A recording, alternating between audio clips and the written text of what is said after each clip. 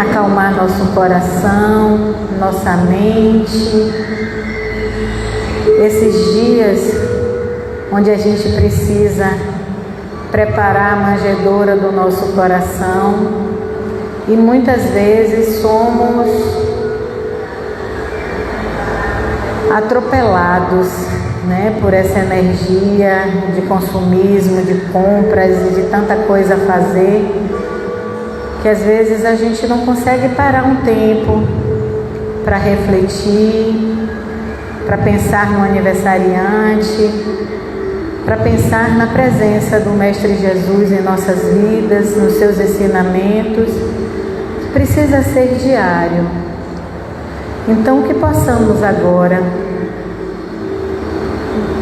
acalmar um pouco, serenar nossos corações, agradecer a Deus pela oportunidade que temos de estar aqui, de poder refletir um pouco sobre os ensinamentos do Mestre Jesus, de trazer esses ensinamentos para as nossas vidas, ter coragem e sabedoria para colocá-los em prática. E assim, pedimos ao Mestre Jesus, que com certeza está aqui entre nós, porque Ele nos disse que onde tiver 2 ou 3 falando sobre Ele, pensando e vibrando positivamente, Ele estaria entre nós. A espiritualidade amiga que nos acompanha e sustenta esse trabalho, que também esteja entre nós, que envolva o nosso irmão Danilo Cruz com as melhores energias e ele possa trazer palavras que toquem nossos corações, nosso íntimo, nossa alma. Que o Mestre sempre ilumine nossos caminhos. Nos abençoa, Pai. Que assim seja.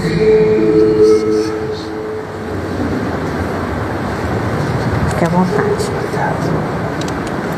Onde você quiser sentar. Deixa eu sentar aqui.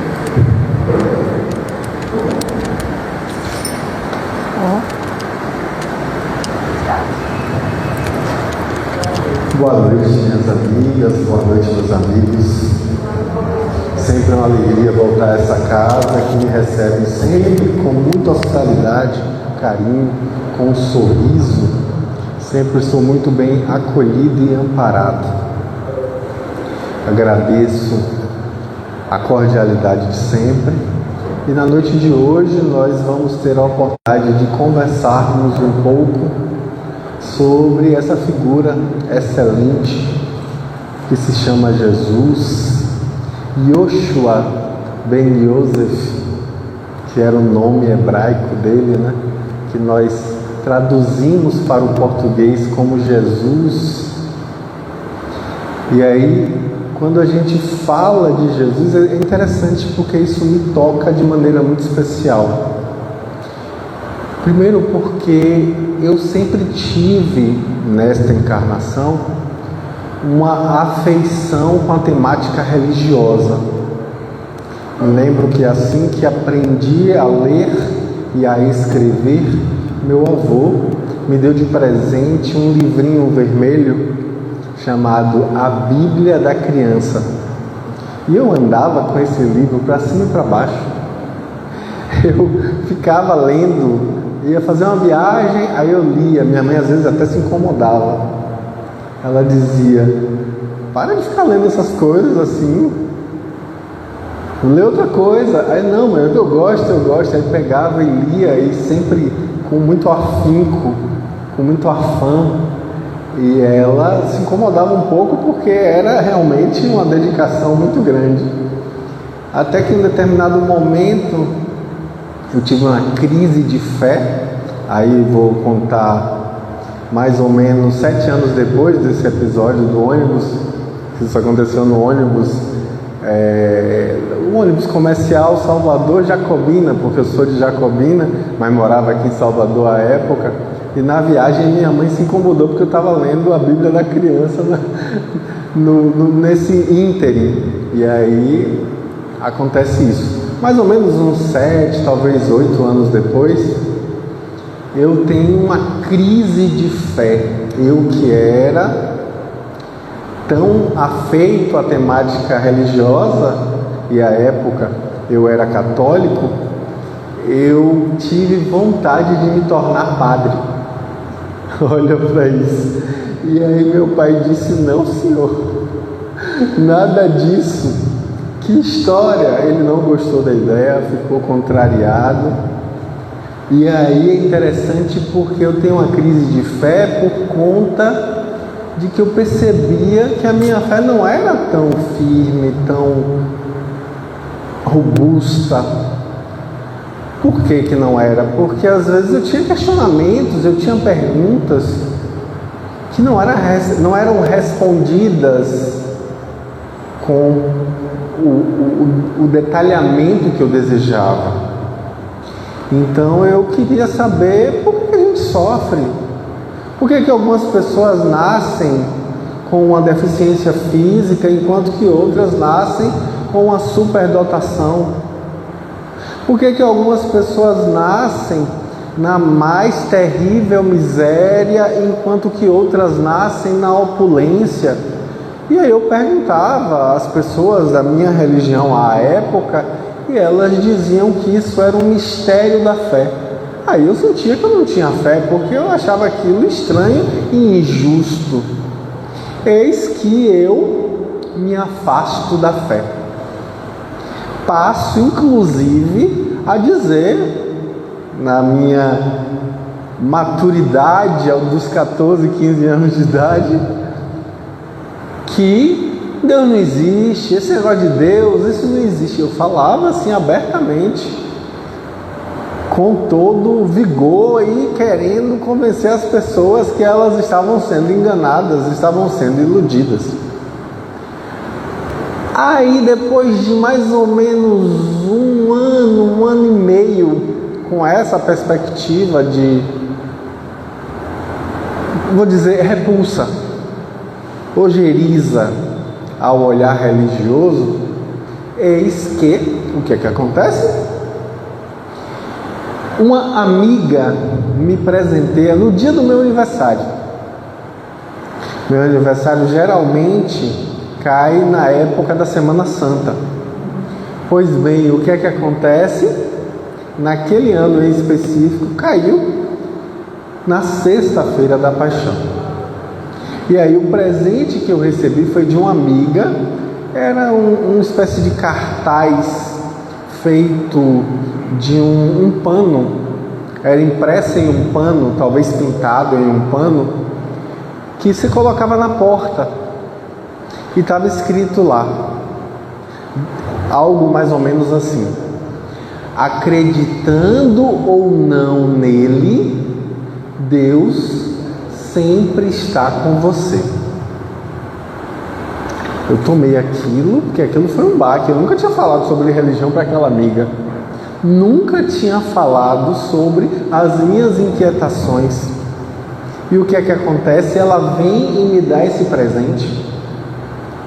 Achei estranho aquilo, achei uma coincidência significativa, mas era clima de Semana Santa. E eu adoro assistir filme. Lá vai Danilo assistir filme sobre a vida de Jesus.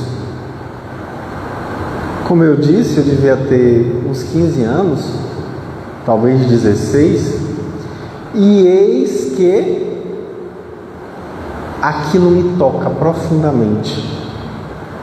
Eu me vi chorando. Eu, que na época me dizia descrente, ateu, me vi impactado pelo sacrifício feito por Jesus em prol das nossas vidas. E aí aquilo mexeu, porque eu não devia estar sentindo aquilo, ora bola. Não queria estar sentindo nada disso. Que chato, por que eu estou sentindo isso? E aí eu percebi que eu estava lutando contra o meu sentimento natural e espontâneo, que é o sentimento religioso. Eu estava lutando contra mim mesmo. E quando a gente luta contra a gente mesmo, invariavelmente a gente perde. Eu então resolvi acolher a minha religiosidade e passei um período visitando algumas perspectivas religiosas diferentes. Olhava com curiosidade, mas não me agradava. Sempre tinha uma coisa estranha que eu não gostava. Aí quando eu completei 17 anos, a mãe de um amigo, no mês de junho, começou a chamar a mim e a ele para irmos a um centro espírita para conhecer. Ela sabia das minhas inquietações religiosas, mas aquilo não foi suficiente para me mobilizar, eu não quis ir. Eu vou fazer o que lá? Fazer o que? Olhar lá os espíritos, eu vou ver. Eu achava que ia entrar na casa espírita e assistir uma reunião mediúnica. Eu achava que era isso, não sabia o que era espiritismo. Aí eu não vou não, Deus me livre, quero não, sai para lá. Aí lá vai a mãe dele insistindo. Na verdade a intenção dela era bem peculiar. Ela queria que eu levasse o filho dela para o centro espírita. Era isso que ela queria. Aí tentou e nada de conseguir. Até que ela usou o argumento melhor de todos. Vocês deviam ir sábado lá no centro, tem um grupo jovem e tá assim de gatinha. Pronto, ela usou o argumento mor. Eu olhei para a cara dele, ele olhou para mim e a gente disse: mal não vai fazer, né? Vamos lá ver se é assim mesmo. E aí a gente foi. O dia foi 8 de julho de 1995. Eu me lembro. Olha como foi impactante para mim, como foi importante para mim. Às 16 horas eu chego e encontro realmente uma juventude espírita no Centro Espírita Paulo Estevão, aqui na Maralina. Chego lá, muitos jovens, muitos adolescentes. A juventude era muito cheia. Na época tinha em torno de 80 jovens por reunião. Era muita gente. Era dividido em 4 salas, inicialmente 3, depois passou a ser em 4 salas, então era muito grande. Aí com isso eu, interessado nas meninas, comecei a estudar espiritismo, porque eu tinha que compensar minha feiura. Não tinha beleza, como diria Machado de Assis, era desprovido de belas feições. Então eu tinha que compensar isso. Como é que eu compensava? Estudando. Eu ia tentar impressionar pelo saber. E aí eu fui estudar espiritismo. Descobri que minha mãe tinha em casa um monte de livro. Quando eu abri a gaveta que eu olhei, mãe, a senhora tem esse livro aqui? O que é o espiritismo? De Allan Kardec, o primeiro livro espírita que eu li na vida. Peguei o que é o espiritismo, comecei a ler. Aí eu li, que conversa chata essa aqui, meu Deus do céu. É as conversas, os diálogos de Kardec com o padre, com o cético. Tem várias conversas ali. Eu não estou gostando disso. Será que tem um capítulo mais na frente? É que eu bati o olho, o resumo da obra, o resumo da doutrina espírita. É aqui que eu quero. Comecei a ler. Aí aquilo começou a me chamar a atenção. Primeiro porque Kardec dialogava comigo. Eu li aquilo e dizia, mas e tal coisa? Aí eu olhava, a frase seguinte era respondendo a pergunta que eu tinha acabado de fazer mentalmente. Ou seja, Kardec é tão didático que ele conseguia antever o que o leitor iria suscitar quando estivesse argumentando mentalmente com o que ele estava escrevendo. E aí eu achei aquilo interessantíssimo. E na semana seguinte, lá vai Danilo Falante mostrar que estava conhecendo, que tinha aprendido, porque eu li no livro tal, e começava a falar. E aí lá vai Danilo ler o que é o Espiritismo e terminou. Terminou o que é o Espiritismo, eu fui ler o Livro dos Espíritos. Terminei o Livro dos Espíritos, eu fui ler o Livro dos Médiuns. Terminei o Livro dos Médiuns, eu fui ler o Evangelho segundo o Espiritismo. Aí eu empaquei no capítulo, no item sobre o orgulho e a humildade. Esse item, que de vez em quando ainda cai, mas a gente vai abrir aleatoriamente no Evangelho, no estudo do Evangelho no lar, e aí cai lá a mensagem, orgulho e a humildade. Aí que eu peguei aquilo, eu pensei, meu Deus do céu, eu estou fazendo tudo errado. Eu estou estudando para poder impressionar os outros. Eu estou estudando para poder encantar as gatinhas. Então tinha alguma coisa errada com isso. Aí depois daquele dia, todo mundo notou: você está mais silencioso hoje, o que aconteceu? Você está mais quieto, mais calado. Não, é porque eu estou aqui para aprender. Aí, mais calado, e comecei a estudar. Mas aí a doutrina espírita me trouxe uma grande guinada no momento em que eu assisti a uma palestra. Na época não era ainda meu preceptor, depois se tornou meu preceptor, André Luiz Peixinho. André Luiz Peixinho falou sobre o livro Primícias do Reino, a obra que inspira as palestras do mês de dezembro daqui da casa.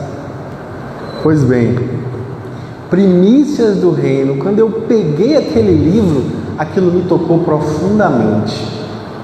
Eu tinha lido também, antes de Primícias do Reino, Boa Nova, do espírito Humberto de Campos, pela psicografia de Chico Xavier.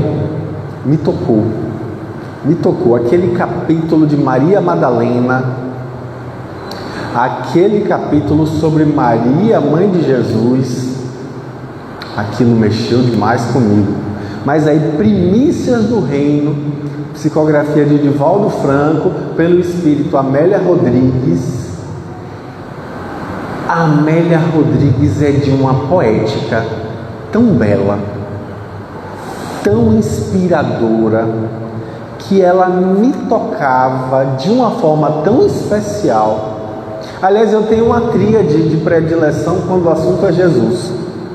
Eu gosto muito de um espírito chamado Neio Lúcio, que na verdade é Quinéios Lúcius, avô de Célia, protagonista do livro 50 anos depois. Quinéios Lúcius, que vem através da mediunidade de Chico Xavier com o pseudônimo de Neio Lúcio, e escreve o quê? Ele relata as reuniões que aconteciam de estudo do Evangelho na casa de Simão Pedro, reuniões essas dirigidas por Jesus, pelo próprio Jesus. Então, para mim, é um livro de cabeceira. Aquele livro, para mim, é muito profundamente tocante. Ele realmente mexe comigo. Então, Neio Lúcio com Jesus no Lar. Aí temos Boa Nova, do espírito Humberto de Campos, e a obra completa de Amélia Rodrigues. E dessa obra completa eu destaco esse livro, que foi o primeiro que eu li, Primícias do Reino, que é maravilhoso. Existem outros tantos, são maravilhosos igualmente. A Flores no Caminho, que livro lindo. Tem muitos livros, ela tem vários livros, todos perpassando momentos da vida de Jesus, em que ela, como os outros espíritos que eu acabei de citar, tenta trazer acontecimentos que não estão relatados no texto bíblico. É ali, por exemplo, que você vai ver que a mulher que foi pega em adultério, que ia ser apedrejada, na verdade foi conduzida ao equívoco pelo próprio marido que queria se livrar dela. É ali que você vai ver o relato que vai trazer justamente o fato de que ela, depois de ter sido conduzida a isso, é levada ali porque o marido queria assassiná-la para se livrar dela. E aí, Jesus, enquanto agachado, escrevendo na areia, mentalmente dialogava com o marido, perguntando-lhe: por acaso você se esquece que se esconde na sombra de quem cai a mão que a empurra? Ele então é um dos primeiros a largar a pedra e fugir dali envergonhado. E aí Jesus diz: onde estão os teus acusadores? Se ninguém te acusou, também eu não te acusarei. Vá e não erre mais. E aí o relato desdobra para além do que está escrito no texto bíblico. Tem mais coisa. Ela, saindo dali, é buscada pelo marido, que foge com ela para uma outra cidade e juntos compõem um dos primeiros lares cristãos da história do planeta. Olha como a coisa se amplia. Olha como a coisa é diferenciada. A gente sabe que a doutrina espírita é a religião dos espíritos. Nós temos as revelações dos espíritos. Obviamente, a gente precisa se lembrar o que Kardec deixa muito claro no final da introdução do livro O Evangelho segundo o Espiritismo, que é o controle universal dos ensinamentos dos espíritos. Quando o espírito traz uma informação nova, você não vai acolher aquilo como a verdade, você vai acolher aquilo como sendo a opinião do espírito.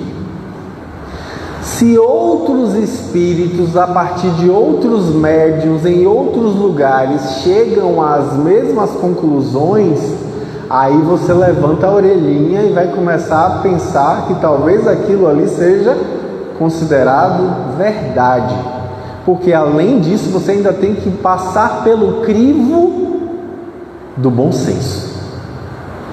Como diz Camille Flammarion, Kardec era o bom senso encarnado. Então ele nos ensina a também usar a peneira do bom senso para crivar a informação trazida pelos espíritos, para a gente não sair por aí informando aquilo como sendo a verdade, porque o próprio João Evangelista, em sua epístola, vai dizer: não acrediteis em todos os espíritos, mas provai se o espírito é de Deus. Então, do mesmo modo, a gente vai lentamente despertando. Então, Danilo, na experiência pessoal dele, se toca muito profundamente com a figura do Jesus que é apresentado pelos Espíritos.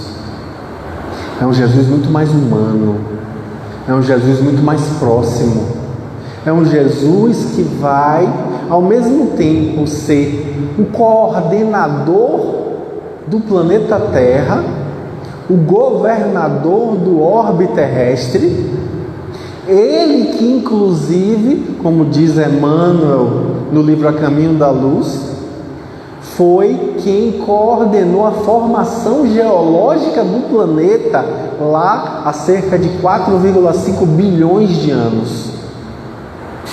Jesus coordenou, como diz Emmanuel, os engenheiros siderais responsáveis pela formação do planeta. Não é à toa que ele, quando encarnado, tem uma frase que impacta e que está relatada no texto bíblico, que é assim, ó: antes deste mundo ser, eu já o era. Questão de número 625 de O Livro dos Espíritos. Jesus é o nosso modelo e guia. Guias, nós temos vários no planeta Terra, inúmeros. Modelo é Jesus. É Ele que tem uma vida impoluta, uma vida retilínea, uma vida completamente verticalizada para ajudar a horizontalidade do ser humano a se erguer. Não é à toa o símbolo da cruz. É a horizontalidade sendo erguida pela verticalidade. É preciso que a gente perceba que o exemplo trazido por Jesus é para nos inspirar. Carlos Torres Pastorino, autor que eu gosto muito, autor que eu estudo às sextas-feiras, às 19 horas, no canal Raciocínios Espíritas, lá no YouTube. Toda sexta-feira, às 19 horas, a gente tem lá um vídeo do livro Sabedoria do Evangelho. Na verdade, é uma coletânea de livros, são 8 volumes. Então, nesses livros, Pastorino vai interpretar o texto bíblico do Novo Testamento, em especial os 4 evangelhos.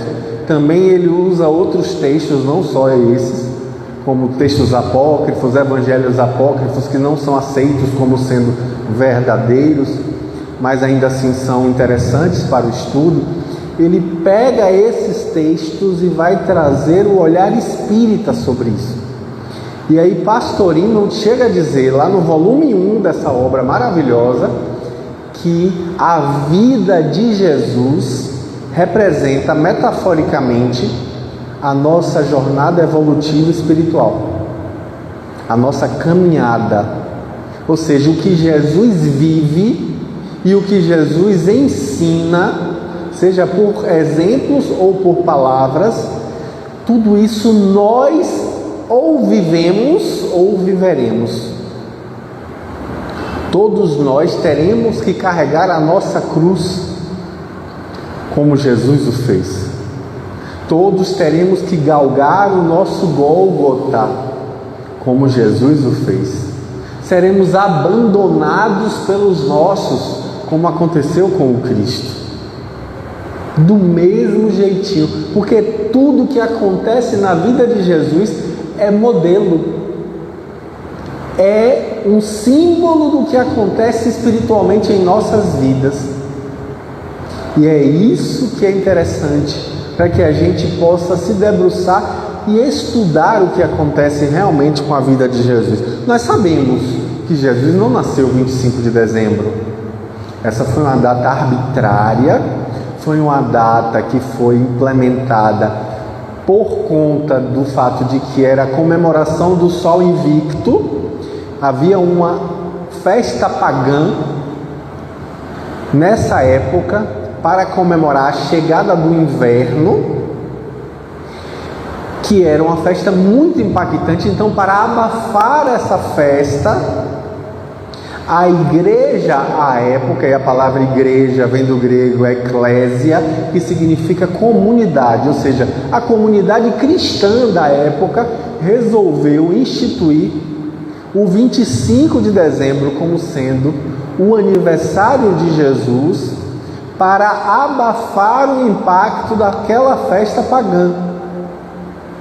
Porque o Sol Invicto verdadeiro não era o Deus Sol, como era festejado pelos pagãos.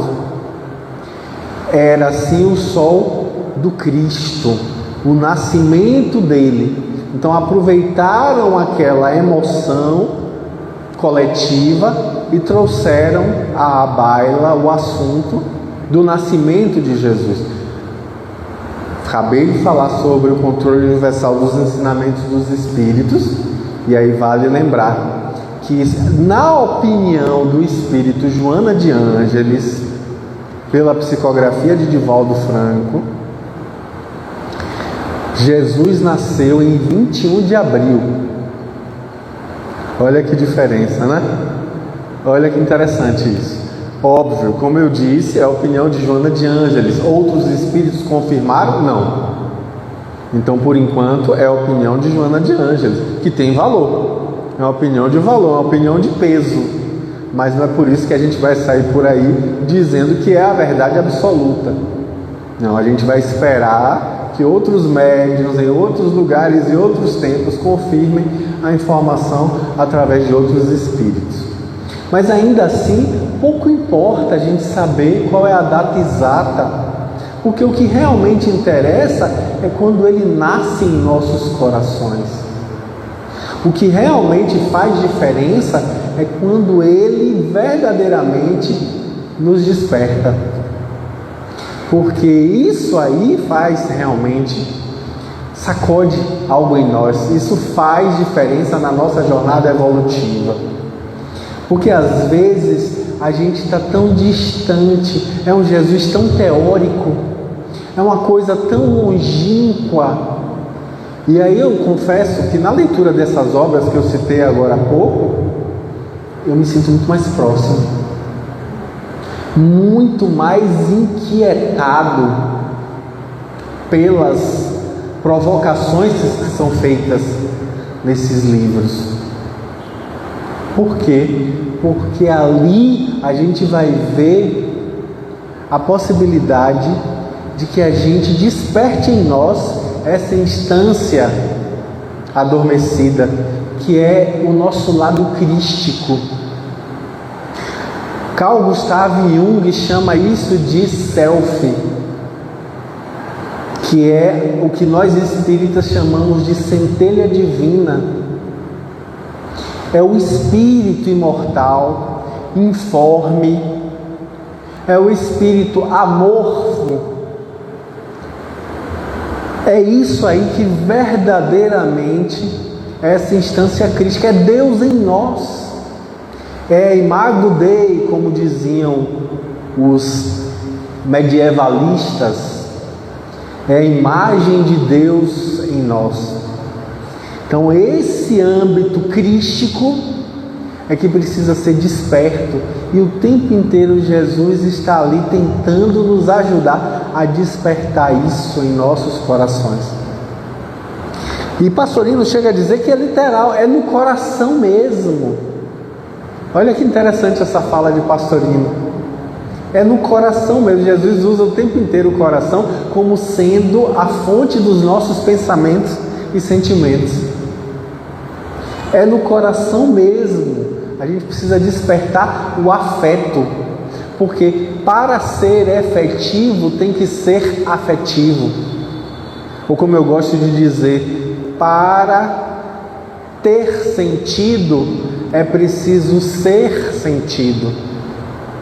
Senão vai ser um mero conhecimento teórico distanciado, contemplativo. A palavra grega theorien, que é daí que vem a palavra teoria, significa literalmente contemplação, observar a distância, quando na verdade a gente precisa fazer com que aquilo faça parte de nós, seja parte de nossa personalidade, e não uma coisa distanciada. Então o tempo inteiro o Cristo brilha, e nós é que nos mantemos cegos a esse brilho. E aí eu trago aqui um texto que o Espírito Amélia Rodrigues nos traz para a reflexão. Ela diz justamente que Jesus cita e eu, quando for levantado da terra, todos atrairei a mim. Pastorino chega a dizer que, na verdade, a cruz simboliza uma espada que introduz na terra o convite dessa terra para a sua divinização. Olha que fala interessante. E aí a gente tem a chance de perceber o caminhar para Jesus.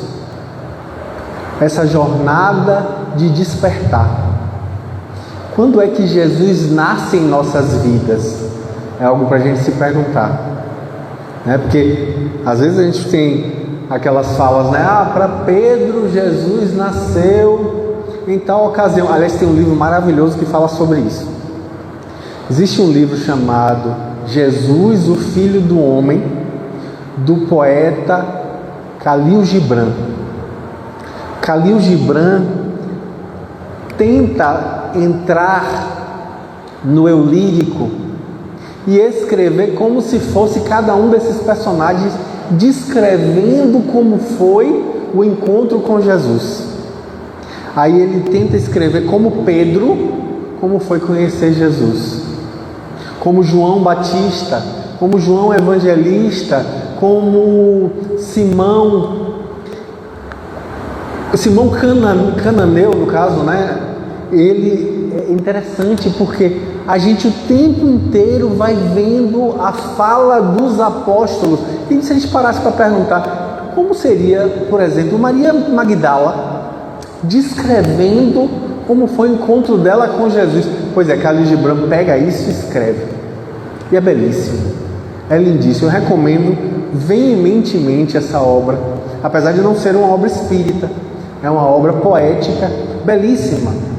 E aí vem ela e diz assim: enquanto fulguravam em ouro os raios do astro-rei, banhando a natureza de incomparável festa de luz, foram pronunciadas as últimas palavras ditas, as instruções finais e significativas, e delineadas as rotas para as tarefas do futuro.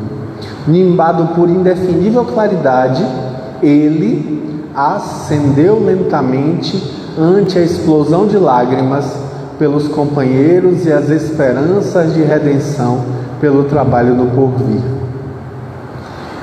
Aí ela vai trazer justamente que Jesus o tempo inteiro fez questão da simplicidade. Ele nasceu em uma circunstância extremamente dificultosa para a mãe e o pai adotivo. Por quê? Porque eles estavam em Belém por conta de um censo, uma determinação da lei. Para serem contados, vocês precisavam ir para a cidade onde vocês nasceram. E aí lá vão eles, ela grávida, prestes a parir, empreendendo essa viagem. Quando chegam, não tem uma hospedaria, não tem uma estalagem, não tem um lugar para Jesus nascer. Isso é um símbolo. Nós, muitas vezes, não abrimos o espaço para que Jesus nasça em nossos corações. Nós frequentemente impomos limites, resistências, dificuldades. E aí o que é que acontece? Eles terminam por providenciar um lugar um tanto quanto inóspito para dormirem. Não tinha hospedaria nenhuma disponível, estava tudo lotado. Eles conseguem um celeiro. Imagina aí, um celeiro, conforme alguns relatos bíblicos, a gente vai ver que é numa caverna que isso acontece. E ali eles dormem junto dos animais. Apesar que existe uma contenda teológica aí da interpretação disso, porque era comum naquela época, no inverno, supostamente era inverno, mas aí isso choca com a informação trazida por Joana de Ângeles, né? Pois bem, que os animais eram colocados para dentro de casa para ajudar a aquecer o ambiente. Isso é uma possibilidade de leitura da situação. Pois bem, mas o que é tratado ali no texto é que eles dormem no lugar dos animais e ali mesmo Jesus nasce. E quando a gente fala manjedoura, geralmente a gente pensa em um berço, mas a palavra manjedoura não é isso não. Manjedoura é o lugar onde o gado se alimenta. É o lugar onde o gado se alimenta. Então Jesus é colocado ali no lugar onde o gado se alimenta. E aí é o coxo, exatamente, ele é colocado ali num coxo. E aí o que é que acontece? Vêm os pastores fazerem aquela visita. E aí os anjos aparecem para dizer que é chegado o Salvador. Eu gosto muito dessa passagem, porque é a passagem das hosanas, né? Hosanas nas alturas, paz na terra aos homens de boa vontade. Então aí com isso, né? Glória a Deus nas alturas e paz na terra aos homens de boa vontade. Com isso a gente vê que é chegado o príncipe da paz. Chega ali, na verdade, a nossa fonte de paz.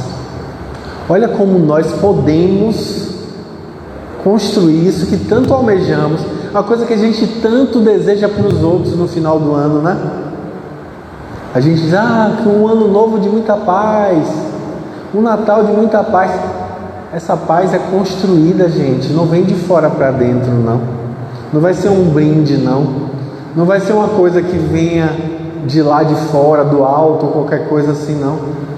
Vem, na verdade, de dentro de nós. Óbvio que vem do alto também, claro. Mas vem de dentro de nós e nós é que nos compatibilizamos com isso. Como diz João Batista, lá no Evangelho de João, no capítulo 3, versículo 27. Nada chega ao homem que não venha do céu. Então sim, aquela dificuldade pela qual você está passando, também veio do céu. Aquele desafio que ora você está tendo que enfrentar na sua vida, também vem do céu. Nada chega ao homem que não venha do céu. E às vezes a gente não sabe o que está passando, não sabe o que está acontecendo. Eu gosto de lembrar também um outro versículo bíblico que me toca bastante, que é o capítulo também do Evangelho de João, capítulo 13, versículo 7. Uma fala de Jesus que me impacta muito. Diz assim: o que eu faço agora você não compreende, mas compreenderá um dia. Olha que fala de Jesus. Que é importante a gente de vez em quando lembrar, né? Às vezes a gente está passando por um momento difícil, uma dificuldade muito intensa, que a gente pare e lembre o que Jesus está fazendo agora em nossas vidas. Eu posso não compreender, mas um dia eu vou compreender. E é também importante a gente lembrar, novamente, outro versículo do texto bíblico, que é Paulo, na sua carta aos Romanos, no capítulo 8, versículo 8. Paulo diz assim: tudo concorre para o bem dos que amam a Deus. Ou seja, está faltando amor. Está faltando amor, a gente precisa aprender a amar. Isso vai ampliar a nossa visão, perceber, assim a gente vai conseguir perceber o dedinho de Deus na nossa vida e o impacto de Jesus na nossa história. Como Jesus impacta. Muita gente diz assim: eu não gosto desse aspecto religioso da doutrina espírita. Mas eu não estou falando só de religião aqui, não. Jesus é muito mais do que isso. Questão de número 898 de O Livro dos Espíritos. A equipe de Kardec pergunta: para que eu tenho que estudar? Não usa essas palavras, tá? São palavras de Danilo.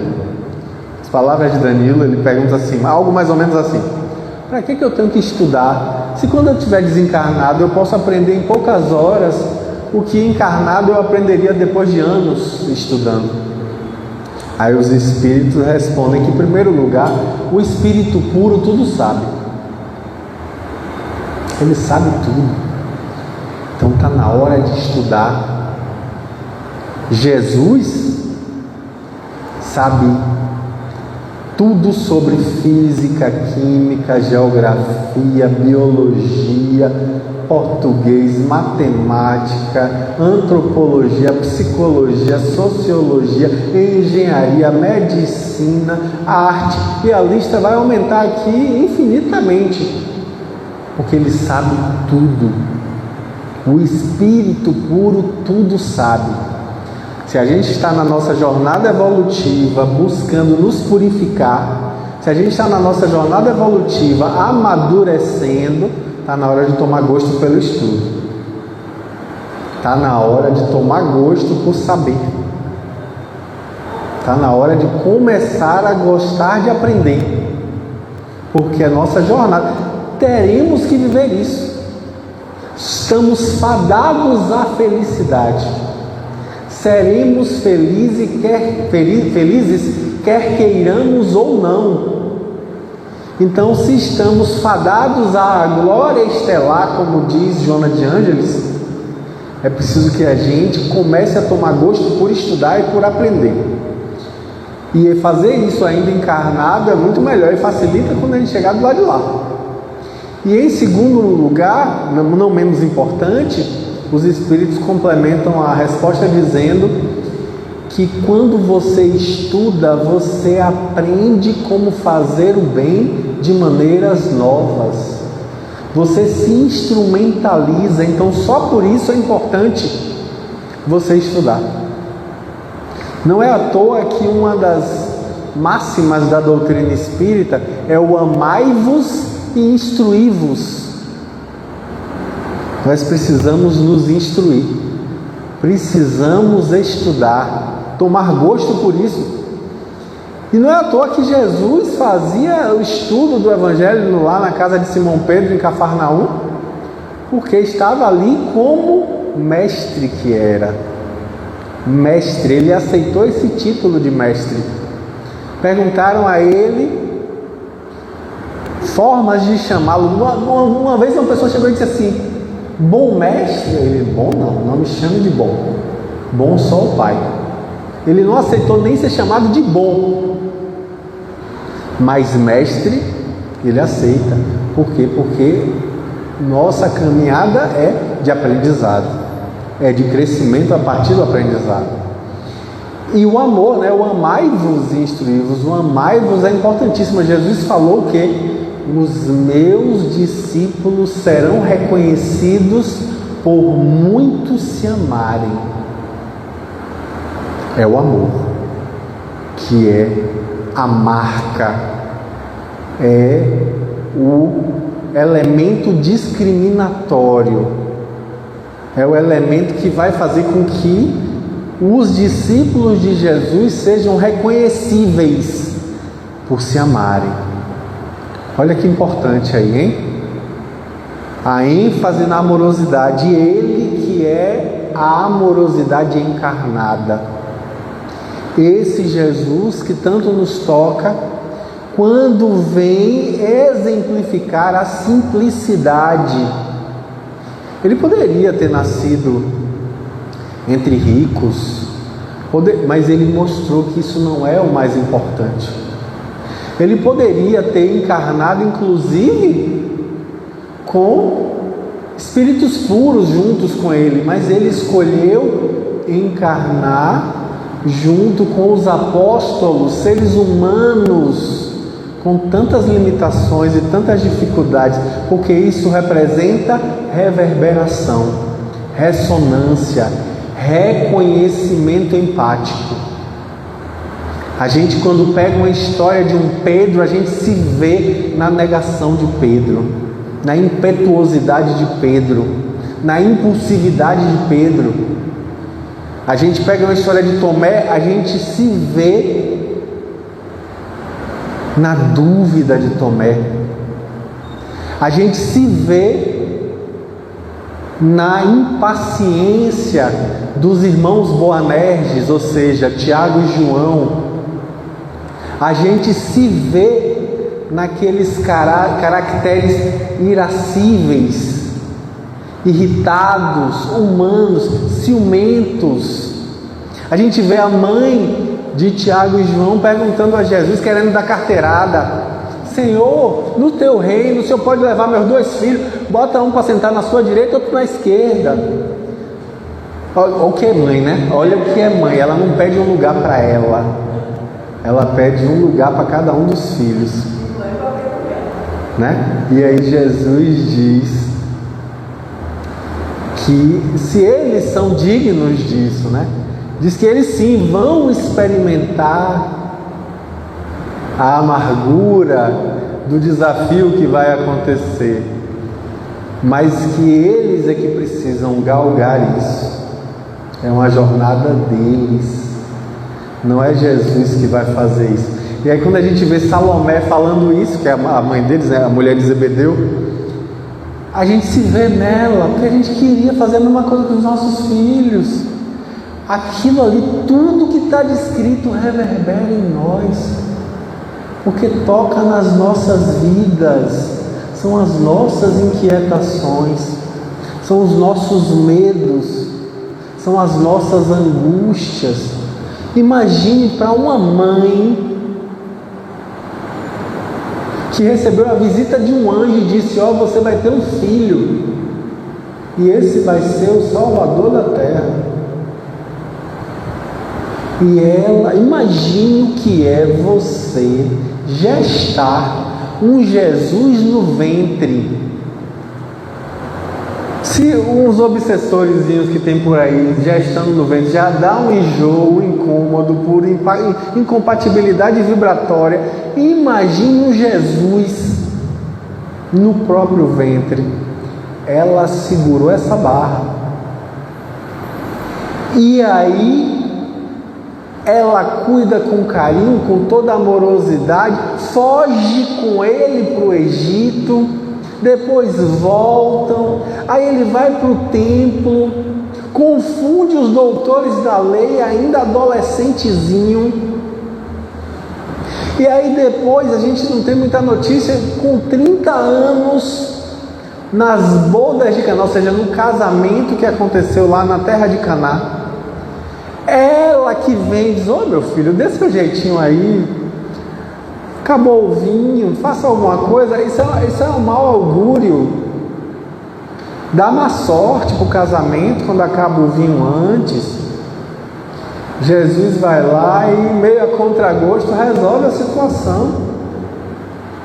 Começa a sua jornada pública a partir daquele evento. E aí eu estou me lembrando agora, falando disso, do episódio da série Chosen. Quem não conhece ainda, por favor, procure se informar, porque é fantástica. Uma minissérie chamada Chosen, que está disponível em alguns desses streamings de vídeo, e pode ser, já está saindo em uma delas, né, em um dos streams, mas tem outros. E pode ser assistido no próprio site da série, totalmente gratuito e em português, inclusive. Aí vocês podem assistir. São o que? É sobre a vida dos apóstolos. E é interessantíssimo, né? Porque apresenta apóstolos extremamente humanos. Por exemplo, Mateus, nessa série, é representado por um autista. Mateus é um autista interessantíssimo. E é de uma sacada incrível. E faz sentido algumas coisas que são colocadas ali. E a gente assiste aquilo e fica tocado. Pois bem, Maria vai lá, intercede, tenta, e ela está ali o tempo inteiro, apesar de talvez em alguns momentos parecer não compreender muito bem a missão de Jesus, mas ela chega no final, isso está lá no livro Boa Nova, na jornada final da sua caminhada, quando Jesus vai ser levantado no madeiro inflamante, ela pensa que ia ser como aconteceu com Abraão. No último momento, a mão de Abraão é impedida por um anjo. O anjo Gabriel vem e impede Abraão de sacrificar o próprio filho. Não, um anjo vai vir agora e vai evitar que meu filho seja sacrificado. E aí não é o que acontece. Imagine a dor dessa mãe. Como diz o sábio Simeão, que a encontra quando ela leva Jesus ainda bebê ao templo, conforme as leis da época. E diz para ela, ele diz que agora ele poderia morrer porque os seus olhos tinham visto o Salvador. E diz para ela do tamanho da dor dela, que teria o coração traspassado por um punhal. E é o que acontece. Ela se vê profundamente tocada naquele instante em que Jesus se sacrifica em nome da humanidade para dar o exemplo de abnegação, de entrega, para nos ensinar a fazer a mesma coisa, a nos ensinar na nossa jornada de sacrifício pessoal em prol dos outros, nos ensinar a sair do nosso egocentrismo e enxergar o outro, e por amor e entrega conseguirmos alcançar essa instância crística.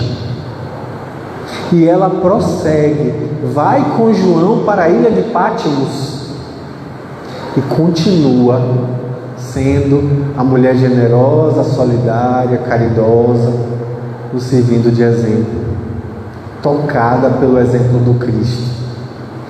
Jesus escolheu Maria antes de encarnar, escolheu cada um daqueles que ali estavam com ele. E nós temos escolhido Jesus na nossa encarnação? Então a reflexão da noite perpassa esse questionamento. Quando é que a gente vai possibilitar que Jesus nasça em nossos corações? Quando é que nós vamos verdadeiramente abrir as portas para que Jesus faça toda a diferença em nossas vidas e que assim nós possamos ser médiuns do amor dele, onde quer que estejamos? Que assim seja.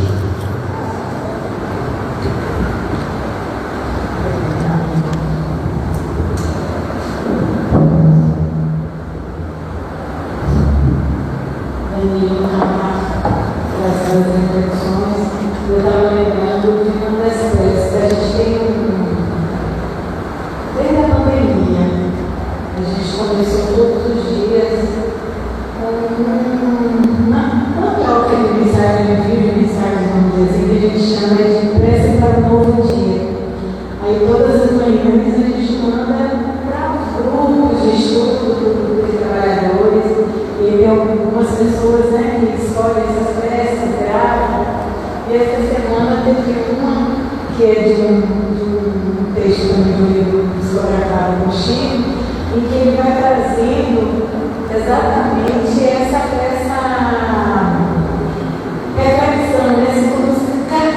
Quando é para cada um que Jesus nasce, para Maria de Madalena, para Francisco de Assis, e é lindo, porque é exatamente o momento em que cada um se encontra com Jesus de fato, né? Quando a gente se abre, e aí de fato essa data, né, agora ela é simbólica. E aí eu queria, até aproveitando o texto do pessoal do CACEF, deixa eu ver se eu acho que eu vou mandar uma pergunta. Hein? E aí chamar